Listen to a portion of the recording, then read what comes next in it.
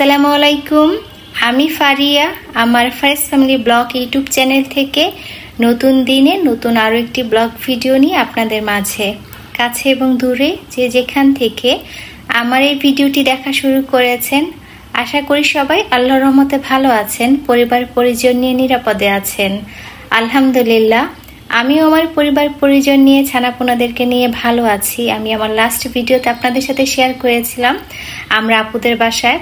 তো আজকে আপুদের বাসা থেকে ভিডিও শুরু করলাম সকালবেলা থেকে।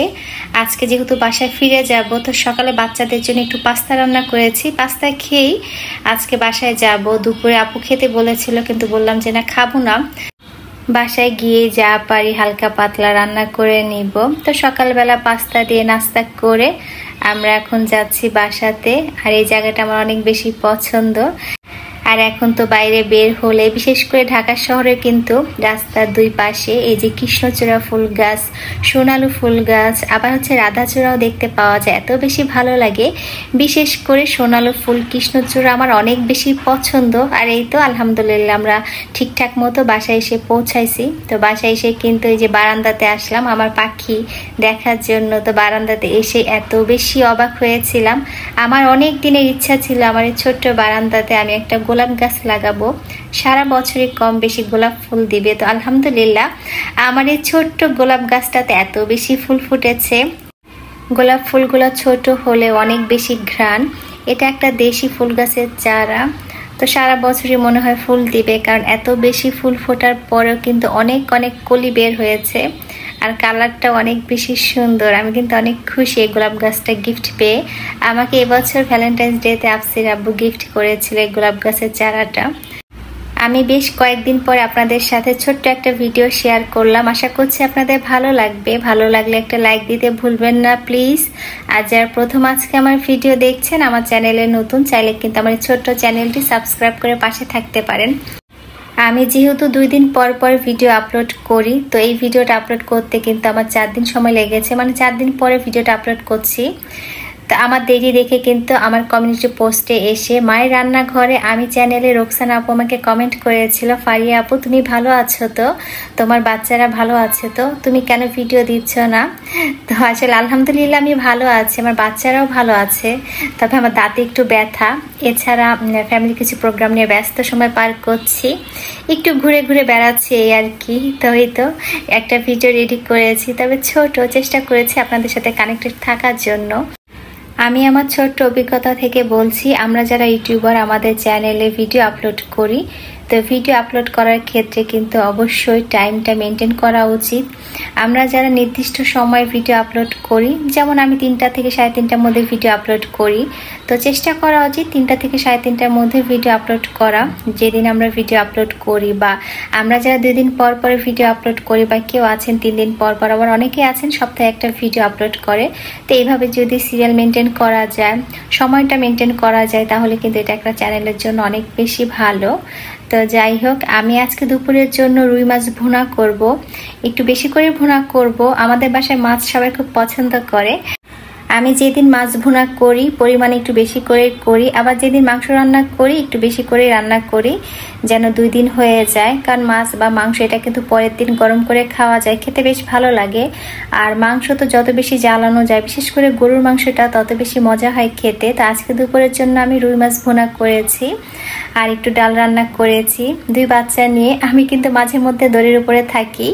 এই যে দুপুরে রান্না বান্না শেষ করে ছোট্ট ছানাকে নিয়ে আমি আমার বড় ছানার স্কুলে যাব, ওকে আনতে যাব।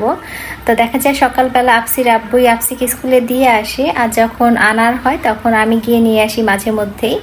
তো ওদের স্কুলটা অনেক বড়, বেশ খোলামেলা, আর ভিতরে বাচ্চাদের জন্য খেলার জায়গাও আছে। আমার কাছে মনে হয় বাচ্চাদের স্কুলটা খোলামেলা হওয়া ভীষণ জরুরি। আমার ছোট্ট ছানা এখানে এসে কি পরিমাণ যে খুশি। তুমি আজকে ডায়েরি লিখছো?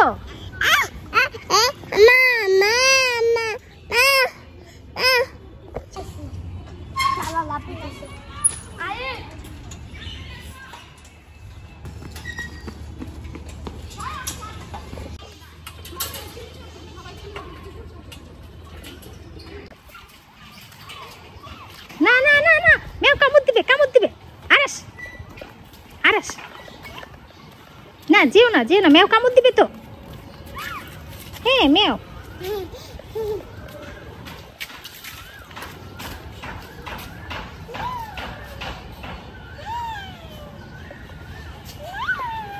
মেও ঘাস খায়, মেও ঘাস খায়। মেয়ের পেটে সমস্যা হয়েছে তাই মেও ঘাস খায়। মেও মেও, তুমি বিস্কিট খাবা? আসো আসো, এই যে বিস্কিট দেই, আসো আসো।